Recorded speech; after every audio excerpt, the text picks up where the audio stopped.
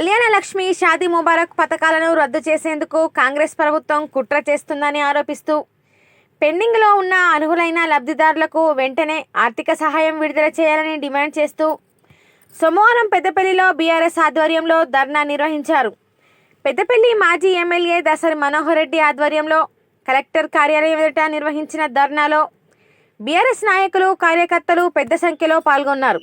అనంతరం రాజీవ్ రహదారిపై బైఠాయించి ప్రభుత్వానికి వ్యతిరేకంగా నినాదాలు చేశారు.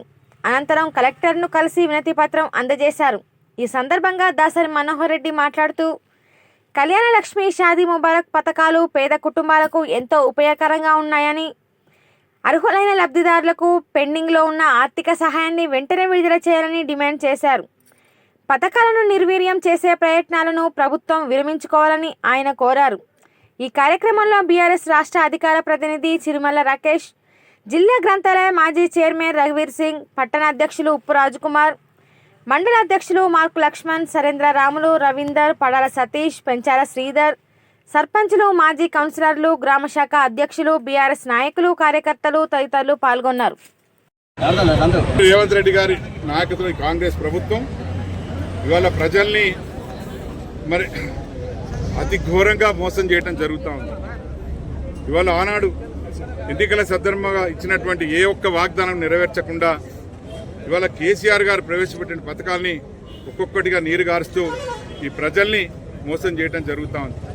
మరి ఇవాళ పేదలకు అత్యంత ఉపయోగకరమైనటువంటిది, పేద ప్రజల ఆత్మగౌరవంతో బ్రతికేటువంటిది, పేదింటి ఆడబిడ్డకు ప్రభుత్వం తరఫున మరి 1,116 రూపాయలు ఇచ్చేటువంటి పథకాన్ని మరి ఆనాడు ఎన్నికల సందర్భంగా 1,116 ఏంటి, ఇంకొక తులం బంగారంను కల్పిస్తామని చెప్పి ఆనాడు వాగ్దానం చేసి ఇవాళ ఈ తులం బంగారం ఇవ్వాల్సిన ఉద్దేశంతో ఈ 1,116లను మరి ఎగబెట్టేటువంటి ఆలోచనతో ఇవాళ ఈ పథకాన్ని నీరుగార్చి మరి హైకోర్టులో కౌంటర్ దాఖలు చేయకుండా కేవలం హైకోర్టు మీద నెపం పెట్టే ఆలోచనతోనే ఈ రాష్ట్ర ప్రభుత్వం ముఖ్యమంత్రి గారు మరి ఇవాళ దుర్మార్గమైన ఆలోచన చేసి మరి ఈ ఆడబిడ్డల్ని, తెలంగాణ సమాజాన్ని, తెలంగాణ ప్రజల్ని మోసం చేయడం జరుగుతూ ఉంది. ఇది చాలా దుర్మార్గమైన విషయం, హేయమైన విషయం.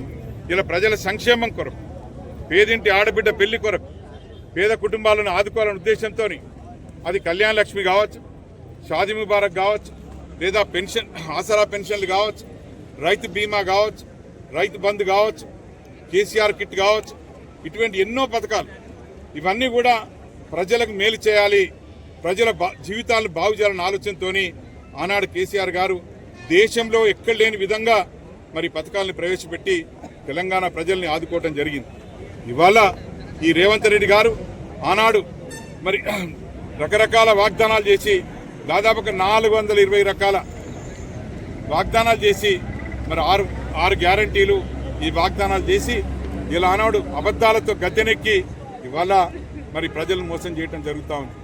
మరి ఇప్పటికైనా మరి ప్రభుత్వం ఈ ఆడబిడ్డలకు ఇచ్చేటువంటి కళ్యాణ లక్ష్మి కానీ, షాదీ ముబారక్ కానీ ఈ పథకాన్ని కొనసాగించాలి.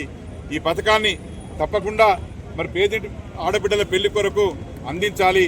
కేవలం 1,116 కాదు, తులం బంగారం ఎన్నికల సందర్భంగా మీరు ఏదైతే వాగ్దానం చేసినారో మీకేమైనా జ్ఞానం ఉండి, మీకేమైనా మరి సిగ్గు శరం ఉన్నట్టయితే దాన్ని తప్పకుండా మరి ఆ తులం బంగారంతో పాటు ఈ 1,116 రూపాయలు అందించాల్సిన అవసరం ఉంది. అట్లాగే మరి వృద్ధులకు మరి వృద్ధాప్య పెన్షన్ల విషయంలో మరి కేవలం మీరు ఒంటరి మహిళలకు మరి విధవరాలకు మాత్రమే పెన్షన్ ఇస్తామని చెప్పి తెలియజేయడం జరిగింది. మరి వృద్ధాప్య పెన్షన్ల సంగతి మరి మీరు ఊసెత్తట్లేదు. ఆ వృద్ధులు కూడా పండుటాకులు జీవితం చివరి దశలో ఉన్నటువంటి వారికి మరి ప్రభుత్వ పరంగా సహాయం చేయాల్సిన అవసరం ఉంది, ఆసరా అందించాల్సిన అవసరం ఉంది. తప్పకుండా ఆ వృద్ధుల కొరకు కూడా మరి దరఖాస్తులు ఆహ్వానించి అర్హత కలిగినటువంటి వృద్ధులకు పెన్షన్లు ఇవ్వాలని చెప్పి మేము డిమాండ్ చేస్తూ ఉన్నాం. అంతేకాకుండా మరి మొన్నటికి మొన్న మరి రైతు బీమా ఆగస్టు 14వ తేదీకి మరి రెన్యువల్ చేయాల్సిన అవసరం ఉండే, దాన్ని రెన్యువల్ చేయకుండా దాన్ని మానేసినారు. మరి దీన్ని కూడా మరి ఇప్పటి వరకు మరి ప్రతినిత్యం ఎంతోమంది వందలాది మంది రైతులు చనిపోతూ ఉన్నారు, వారి కుటుంబాలు రోడ్డున పడే పరిస్థితి ఉన్నది. అవేవి గమనించకుండా అర్ధాంతరంగా ఈ పథకాలను ఆపేసి మరి ప్రజల్ని, రైతుల్ని, ఆడబిడ్డల్ని వీళ్ళందరినీ మోసం చేయడం జరుగుతూ ఉంది. దీన్ని తప్పకుండా మేము నిరసిస్తా ఉన్నాం.